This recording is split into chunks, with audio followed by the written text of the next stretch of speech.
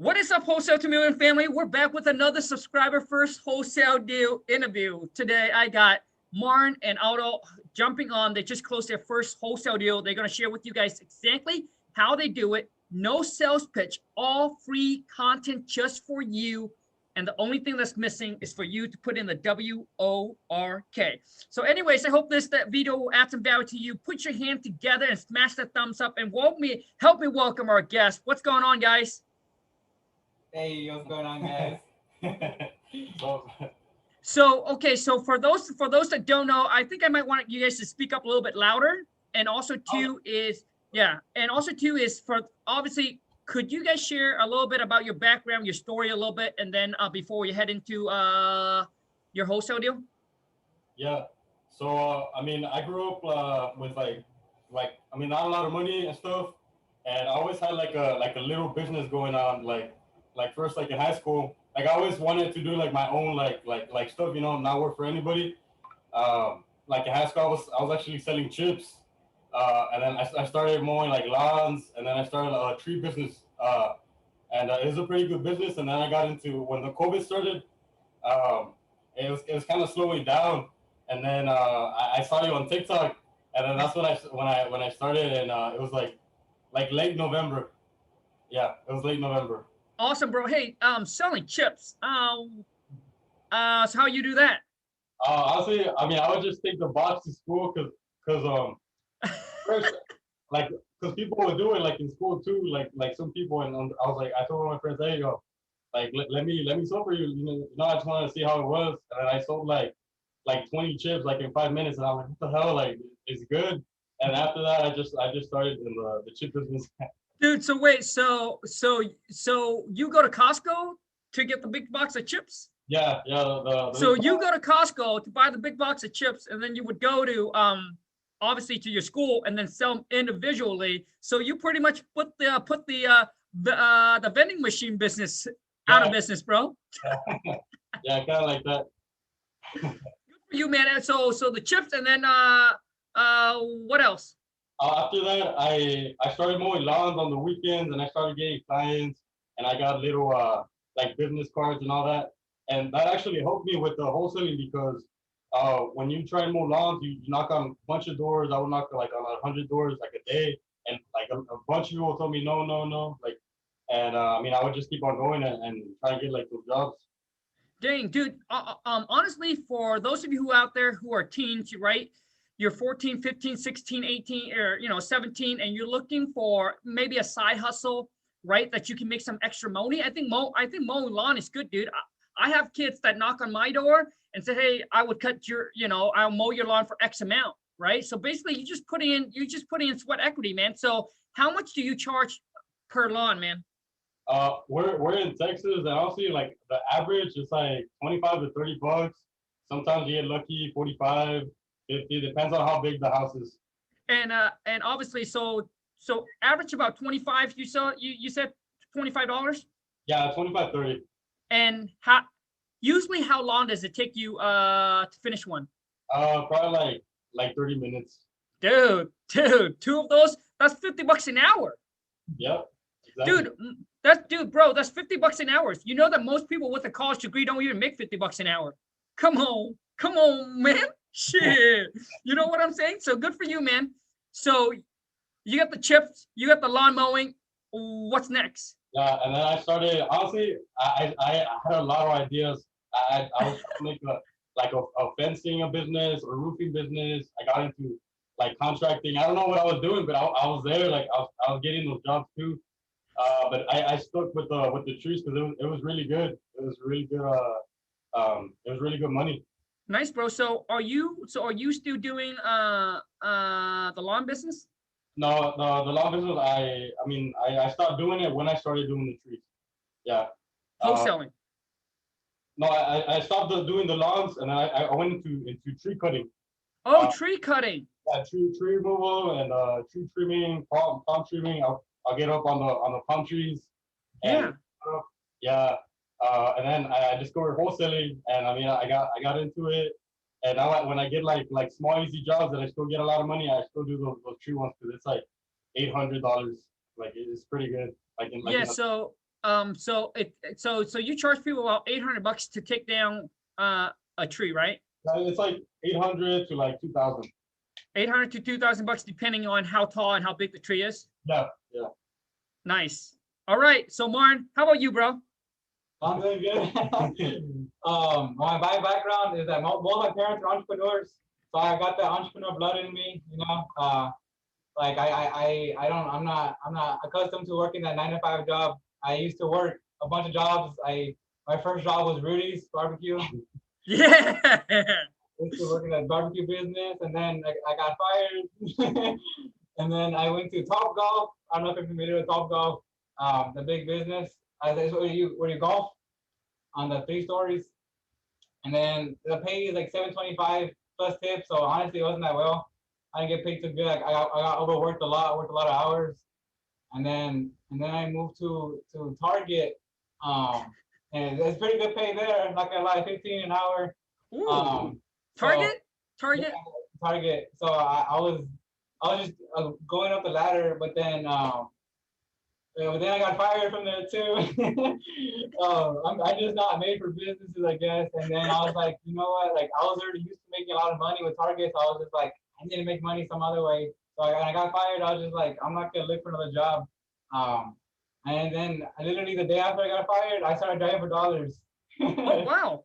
Yeah. So now, how do you know to drive for $1 though? Well, a lot of TikToks, like your TikToks or anybody's. There's a lot out there. Or just like, oh, look for abandoned houses. And you find one, you get $10,000. Yeah.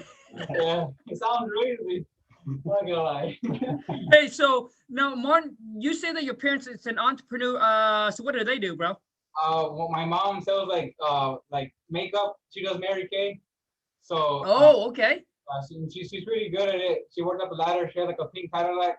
So that's like the top tier, like of the Mary Kay business. And my dad, he owns vending machines. So. Oh, dude. Okay. Hey, Martin. I mean, if you don't mind, bro, how much does your mom makes a month? Well, right now it's slow because of COVID, but like she used to. Honestly, I don't even ask because I didn't know about a lot of money. But now that I know more about money and stuff, like I don't even know how much she makes. I have to ask her. Now, how about your dad? Because I know on TikTok, dude, a lot of people are talking about vending machines and all that. So, how about your dad? Oh, that's really good. Like my dad gets like 500 every week, and that's with just one vending machine. Wait, 5 G's? No, 500, like $500. Oh, okay. I was like 5 G's, dude. Okay, so he gets $500 every week. Right, from one vending machine. From one, and how many does he have? I think he has like 15. He has 15 of them. Yeah. So let me do the math really quick, dude. Because I think there's people out there that say, hey, Khang, you know anything about vending machines? So if I take 15, so he makes about $7,500 a month, or I'm sorry, a week. Around there, yeah. But it always goes here and there. Like sometimes it be $300, sometimes it be 1,000, or 800. It always varies. Sure. $500. Okay, so and how much does it cost to get a vending machine? He bought them a long time ago, so it's like one of the old-fashioned ones. It doesn't have any like card or anything. It's just cash. Yeah, cash, baby. I believe he said we bought them back in the day for like $3,000, $4,000 each. And right there, that's the initial investment. That was like 10 years ago.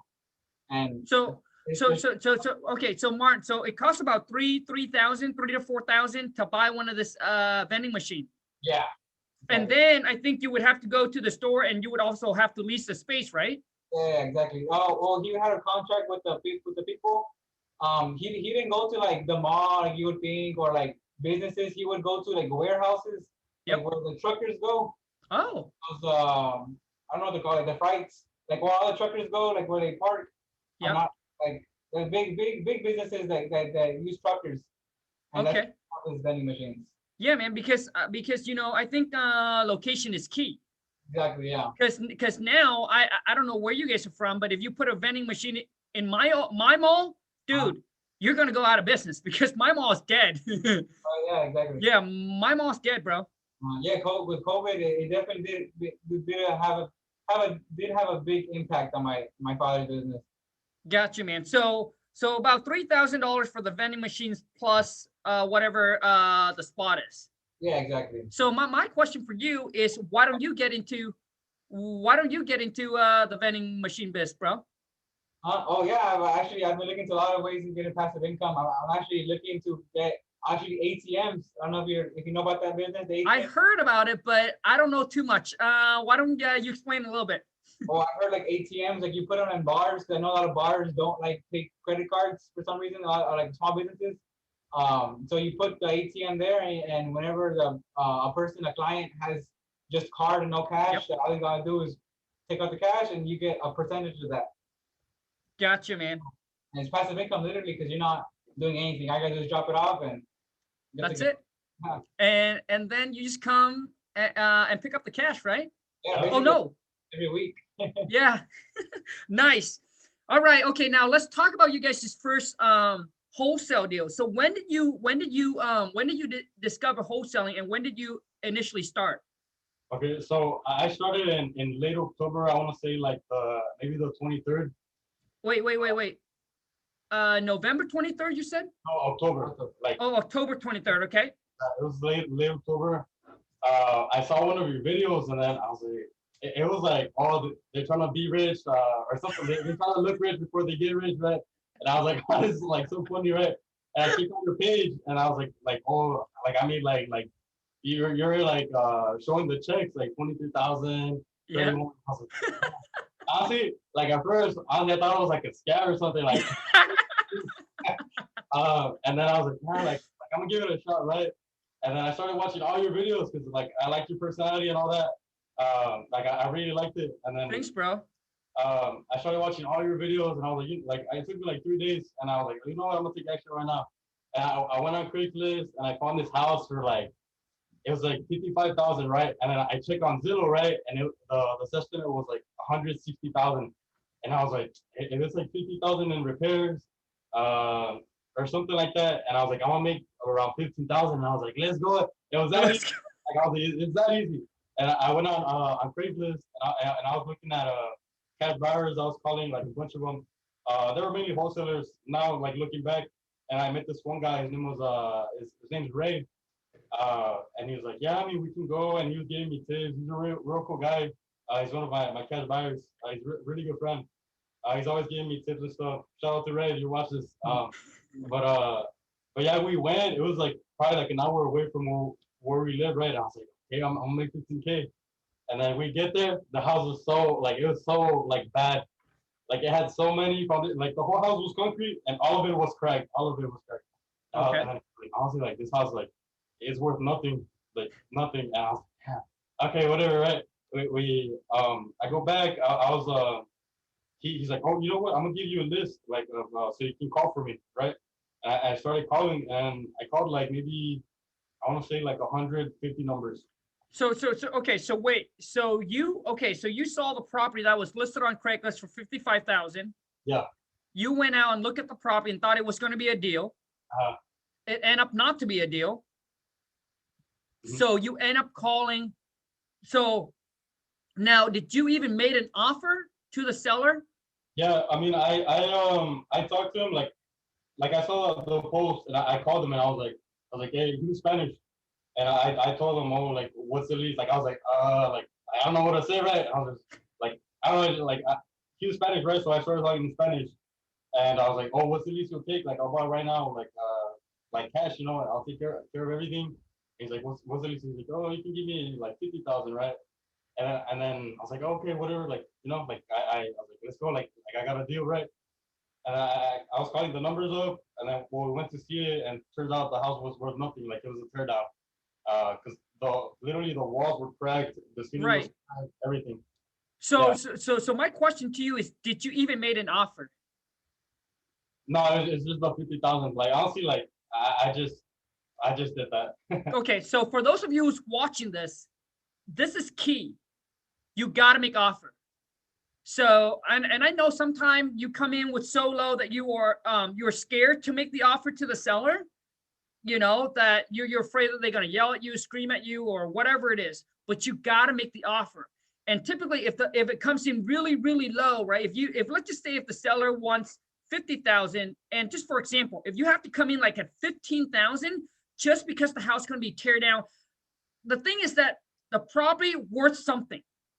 All right. The property's worth something. The house doesn't worth anything, but the land got to worth something. Okay. So if there was a house there, so whoever's going to buy it, they're going to tear it down and they're going to be able to build another house. All right. So the land is going to be worth something. So you guys got to understand the house isn't worth. Now you got to think, what does the value of the land go for? And then you just need to figure that out. And then you need to make an offer that is lower so you can sell the land over to another investor where they're going to tear it down and they can build on it. So for example, if the seller is asking for 50,000, if you have to make an offer of, let's just say 10,000, and you're like, God, there's no way he's going to accept this, right? And so here's how I position myself. So I would go out there and I would say, hey, Martin, you know what? Well, you look at the property. Honestly, the house is a tear down. It doesn't work. It's really just the value is in the land. And I mean, if you want to hear my offer, I'm more than happy to share it with you, right? Here's what, and then I would position it where it's not coming from me, but here's what my team come up with, or my purchase manager come up with, or my manager come up with. And if you want to hear it, let me know. And the thing is, people always, when you say that, people always curious, man, right? They're always curious to know what it is. So they would ask you, go ahead, share with me what it is. And then I would just say, well, I don't want this to upset you or offend you in any way, shape, or form. This is a number that came from my manager. And like I said, it's going to be super low. So please don't be mad at me. But if you want to hear it, here's what it is. So would you consider? And then I position it and I said, would you consider? I don't say our offer would be, because when you say our offer would be, to the seller, it sounds like that's your final offer where they can't negotiate. But if you say, would you consider, it makes it sound a little bit more sweet. I would say, would you consider 10,000? And then I would sweeten it up by saying, hey, we cover all the closing costs, all the fees. We'll take it over the property as is. Really, that's the value of the land. And that's the, and that's kind of where we are at right now in price. And then just ask them, so what do you think? Does that work for you or not? And then they will come back and they will give you some other number, right? And if they give you some other number that is lower than 50,000, now there is motivation, right? You guys, this is all strategies to negotiating. So when a seller come back and say, oh, no, heck no, 10,000, you kidding me? Right? Most sellers would say that I'm not going to give it away. Okay, no, Martin, I understand, I'm not looking, we're not looking for you to give the property away, but what would you do? Or what could you do? Knowing that we are going to take it over as is and pay all the closing costs. This is all negotiating tactic, you guys. And then if the seller comes back and said, I can't do 10, okay, 50 won't work. I can do 40 or 30, whatever that is. Then you take that number, you'll be like, okay, let me talk with my team manager and see what we can do. And then you just go back and forth until you can come to an agreement on a price, all right? But always make sure that if they don't accept your offer, you keep them on a follow-up, because they might say no now, but dude, I'm telling you, people change every single day. Next week, boom, they might accept your offer at 10K, okay? So just an FYI, okay. So now you got a list from your buddy, okay? How big is the list? The list was the first list you gave me. It was like 200. There's like 200 people to call. Yeah. All right. Yeah. And then I was calling all of them, and a bunch of people were raging at me, and like why are you calling me and stuff like that. And I mean, at first it's a little bit like frustrating, but you keep on calling, And I got this one person. He's like, yeah, I'm interested in selling my house. And I was like, is there like a specific number you want for it, right? And then he was like, no, I mean, honestly, I don't know anything about real estate. So when can we meet to so I can, for me to give you like an offer, right? I go to his house. I mean, I didn't even know what to look for. I knew like the roof, all this and all that, right? But I was like, I mean, I could probably, I ran the numbers, new tile, new kitchen, everything. And the repairs were going to be around, I want to say, like 25,000. Wait. Repairs around how much? It was like 25,000. Okay. Yeah. And then, well, I ended up getting it on a contract at I think it was 48,500, I think. Okay. Yeah, I ended up getting it under contract, and then I called my friend Ray, and he's like, congratulations, like you gotta, like, nobody, like, not a lot of people like get houses under contract like you did, right? And I was like so proud, like, and then he goes inside, like, once I get under contract with the seller at the 48, he's like, you know what? Like, he looks around, and he's like the foundation. But I didn't know, like, I didn't really feel it the first time I went in, because it was like carpet, um, and the house was literally like this, kind of like that. But I didn't feel it the first time I went in, and I was like, he's like, you see like all this, like, I don't really know. He's like, I'll see, like, all right, this is like 10,000 to like repair, because one of the walls was actually going like out, and he's like, let me check with my buddy, and then I'll get back to you, right? And he's like, honestly, like, I can't do it. It's too much, right? And then I got some contractors to go in, and it was like I took like 3 different ones, and just to fix the whole foundation, it was around 30,000 just to fix the foundation. And So wait. So just for the foundation repair, it's 30,000. yeah, it's 30,000. Okay. For those of you who's watching, foundation is it's a major repairs, all right? And it costs a lot. So just an FYI. Okay, keep going. Yeah, and then, well, I posted it on Facebook. Honestly, like, one tip for everybody that gets a property on a contract, like, you should list the property on Facebook. You get a lot of cash buyers on Facebook Marketplace. We've gotten a lot of cash buyers from Facebook Marketplace. You just get a lot of, like, that's like the best way probably for us to get cash buyers. Nice. So bro, so you got under contract for 48,000. How much did you put it out to the buyer for? I put it up at I believe 56,500. Okay. Yeah. Okay. Keep going. Yeah, and then well, a lot of people went to see it. I probably showed it to maybe 30, 40 people, and all of them were offering me, because, like, they knew about the foundation, right? And it's also not just investors, it's people that have cash that just want to buy a house for themselves, right? And there was this one lady that wanted to buy it, but I felt really like bad, because I knew like the foundation was like that, and I was like, no, I'll get some of the houses in the future, and I'll show you some. And but all of them were offering me, 35,000. 35,000. I talked to the seller, and he was like, I don't think I can go that down, you know. And then, well, I showed it to all those people, and I honestly, I just let it go after like a month or two. Like, after the contract ended, I just let it go, right? Because like, everybody told me, honestly, like, this is just like it's just a tear down. But before, like, we didn't know that you could sell the land if you tear down the house. Like, it's just something that we didn't know. Like a lot of people don't know that. Like honestly, Right. like, a lot of new wholesalers. But we didn't know that, and I just let it go. And then this one guy, he hit me up, and he was like, hey, Aldo, do you still have that foundation house in San Juan? Like, and I was like, honestly, I just let it go, but I still have contact with the owner. And then he went, and he looked at it, right, and he's like, honestly, I told him, no, the foundation's too bad, like, it's a tear down. He's like, no, I still want to look at it, right? And then he went to see it. He's like, no, honestly, I can't buy it, right? And I was like, okay. And we actually, around that time, we got another house under contract. It was a whole acre. The house was like 1,400 square feet. And we were getting like more cash buyers from it, right? This one guy, he called me, and he was like, do you have any other properties? Because the new property that we got on contract, we had already sold it. He's like, do you have any other properties? He's like, I mean, I have this one in San Juan. And he's like, oh, like, that's pretty cool, because like, I live near there. And he goes and he sees it, and he's like, honestly, it's probably like a tear down, right? And I was like, yeah, it's a tear down. And he's like, honestly, I could probably offer you, like, I told him, how much can you offer me, like, for it, right? Because, I learned that strategy after, like never give your first number out. So I told him, how much can you offer me? And he was like, I could probably do 35, right? And then I talked back to the owner. And he's Wait, like, wait, bro. You lost? dude, you got me all confused, bro.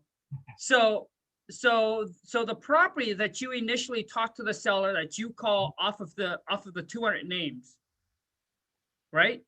Yeah, You got him under contract for 48,000. 100,000. Yeah, You market it for 46 or 56,500. yeah. Okay. And all the buyers pretty much say no because it just needs too much work. So the best offer you got on that was what, 35,000? 25,000. Yeah. 35,000. Okay. After that, what do you do, bro? Well, I went back to the seller and I was like, honestly, like it's around maybe 10 to 15,000 just to tear this whole house like down, because there was actually like another like little shit in the back, and I told him it's like 10 to 15, and it's like, I mean, okay, like what's your offer, right? I told him honestly, like the best we could do is probably like 24, and he's like, okay, let me think about it. And like I told him, oh, okay, he's like, call me in 2 days. Like I'm gonna talk to my wife about it. And I ended up calling him in 2 days, and he's like, honestly, I don't think I can take 24. Can you go a little bit more up? And I was like, what are you looking at? Like what number? And he was like, I'm looking at 29. And then I was like, okay, like it's good. And I talked back with the buyer, and I told him, honestly, somebody else gave me an offer at 35. Can you go a little bit more up? And then he's like, yeah. And then he went a grand up. And after that, we got on the contract. Wait, bro. So you call back the buyer and you said, hey, I have a better offer. I have another offer that came in at 35. Can you do any better? Yeah, that's what I did. And how high did he went to? He went 1,000 up. Okay, so he went to 36. Yeah, 36. Okay. Okay. It all happened 2 months after, though. Like 2 months What's that? after the contract ended. Yeah. It happened 2 months after the contract ended. Oh, okay. So you didn't. So that. Yeah. Because by that okay. time, So wait. we got a bigger buyers list. All right. Okay. Wait. So you got the property. Okay. Hold on a second here. Yeah, confusing. Oh my God. Hold on a second. Hold on. I gotta take this phone call real quick. Hold on. Hello. No, I'm actually almost done with an interview, Aim. So where you at?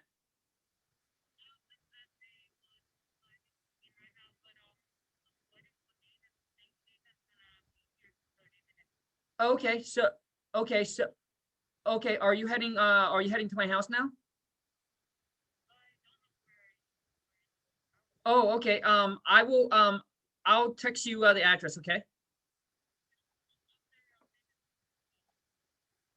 Oh, okay. So see you in 30 minutes. Okay, bye. Okay, that's the first time because my videographer, she's flying from California to come over to set up my YouTube studio. So That's cool. I had to take that call. Okay, so hold on a sec. So you got the property under contract. Yeah. It expired. Now, when you got under contract, at that time, did you got any offer on the property? I mean, everybody was offering me 35 to 36 around. Wait. Hold on. So you did get an offer from a buyer for 35,000 before you canceled the contract. Yeah. Now, now my question to you is, why didn't you negotiate at that time? The seller wasn't that motivated. That's why. Yeah. He didn't want to go down the price. Okay, so you did come back and made him an offer. 2 months later. No. I understand that, but at the time that you still have it under contract, did you went out and all the buyers say no, the best I can do is 35,000, right? Yeah. My question to you guys is, at that time, did you made an offer to the seller? Yeah, I made an offer to the seller for the same amount, 24, but he didn't want to take it. Okay, I got you. So you did made an offer, so that's good. So I want those of you who listening to this, the reason I asked this and break this down is because I want you guys to understand like a lot of times, to get into details, right? To get into details of the process, you need to understand. So always make an offer. When your buyer goes out there, they say no. Always ask your buyers, what is the best you can do? Don't just take a no as they are not interested. They don't want to buy it. There's always the numbers, right? right? There's always a number that's going to work for somebody. So ask the buyer about the price, go back, and they'll obviously renegotiate. Don't just take a no and then cancel the contract, okay? You got it. So you made an offer, seller said no, so you cancel the contract. Okay. And then after that, so your buyer calls back and said, hey, do you still have that property on the contract, right? Yeah. Okay, I got you. Okay, so the buyer calls back and offer you 36,000. And then now at this time so at this time you don't have it under contract yet, but you have an initial offer from a buyer for 36,000, correct? Yeah, it was 35. I thought the buyer made you $1,000 more, which is Oh, yeah, 36. $1,000 more, yeah, than the other buyer. After, like, we agreed on 35, but then we negotiated up to 36. Yeah. After 35. Okay, Yeah. I got you. Okay, so It's a bit confusing. okay, so 36. So at this time, my question to you now, at this time, do you have the property back under contract, or did you talk to the buyer to get a verbal offer, then you go back and lock the property under contract with the seller? Yeah, that's what we did. Exactly what we did. Okay, got it. So you came back and locked the property under contract with the seller for how much? For it was 29. Okay, so for 29,000, and you got the buyer to go up to 36,000. 36. Okay, so 29. I'm not good with math, but so how much did you say your first wholesale deal again? It was 6,000 something. It was like, yeah, but then there was more in with the title. We ended up paying closing costs for the seller. Also. Okay, so that's why you guys end up at a $5,000 wholesale fee. Yeah, it was 5,900. But okay, hold on a second. hold on. Okay, so now you got an offer so why did you end up paying for the closing costs and not the buyer? The reason is we didn't really negotiate it. It's because that same month we got 5 other properties under contract, and we sold them all. And with that same guy, we sold them another lot, but we got confused in there that who was gonna pay the closing costs for that property, because for the other one he was paying all of it, and then we had talked about that for this one we're gonna pay half and half. Seller was gonna pay half, and buyer was gonna pay half. But we just got confused in there, and we just missed that with the title company. Got you. So, okay, man, hold on a second, dude. So my question now is that on the assignment contract that you have with the buyer, I mean, doesn't it state on there that the buyer pay all closing costs, or was it just a verbal agreement? Verbal agreement. Yeah. Okay. Another mistake. Those of you who's watching this, it should be in your assignment contract. Either you want to pay the closing costs for the seller, or the buyer pay all the closing costs for the seller. Make sure you have it in the contract, because when you start to do business, right, and it's like when it becomes he said she said, it can destroy a lot of relationship, right? Because they remember one thing, you remember one thing, and it's just not good. So make sure you have it in the contract. Like all of our assignment contract have that the buyers pay all the closing costs, unless otherwise we put in an addendum that we will take care of all the closing costs, or take care of the seller closing costs. Just an FYI, okay? So, okay, so you found the buyer, they pretty much, and how long did it take you to close on that deal? It was around, we closed in, yeah, it was February. So it took us like a month. Like, so I got on the contract in October, and we got the money we closed on it on February. Okay, wait. Okay, man. So my question now is, you went back and you renegotiate with the seller, and you lock it on a contract for 29,000. How long did you lock it up on the contract for? There was just, well, that same day we did everything. So we got it on January, like the 10th, and we closed on it's February, like I think the 17th or something like that. We did a simultaneous close. Oh boy. Hold on a second. Hold on a second. You got on the contract for on January what? I think it was like the 21st or something like that. January 21st, and you closed when? February what?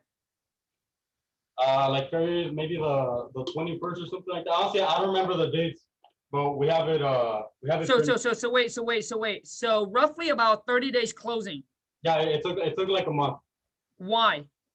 Why does it take? Well, why does it take so long? Because the seller, he was a veteran, and he would always want like, okay, call me in 2 days, or call me in a week. He was real like that. And also there was this like Yeah. he has a paperwork right there. No. Okay, so no, I like I believe you guys. I just want to make sure that people that are watching this, they understand the process. So that way, when they go through, because there's little details in the process that if you can understand, if you can understand the details, maybe it's going to help you, obviously makes, avoid some mistakes. So my question to you is that why does it take 30 days to close on it? Okay, it takes 30 days because they do a background check on the seller and the buyer. If they're married or anything like that, they have to, well, here in Texas, they have to go and sign either, I mean, if they're divorced or whatever, they have to sign that they know that the person is selling the property. And if they owe anything, any taxes, any child support, anything like that, they do those background checks. That will make sure like none of the liens go to the person that's gonna buy it. Right. So my question to you is that was there any issue that came up on when they were doing the title search? Were there any issue? Well, the seller at first, he didn't want to take his wife because he had married her like after he purchased that property, and he's like I don't have to take her because like it's not under her name. But the title company was saying no, like he still has to bring her, and he was there for like 2 weeks. That he didn't want to take her, and he wasn't gonna sign anything. And then that issue happened with the fees too. That when he went to sign, he's like, oh, like why am I paying closing costs too? And then they have to make a new HUD and stuff like that. And right now with I think it's COVID, like everybody is selling like their houses, but they've been taking a little bit more time also. Okay, I got you. So for those of you who's listening here, is that honestly, when it comes in all cash, the closing should be very quick. And I understand the whole COVID thing, right? Unless there's something come up with the title report or some issue and they have to resolve it. So it takes a long time. Some might closing, buyer said, hey, I'm ready to close in 7 days, or I'm ready to close in 5 days. So whenever title is clear, right, they're ready to close. So typically, they can close in 7, 15 days, in 5 days. Typically, I think that most title companies right now, they need about 2 weeks, which is, 15 days to close on a property.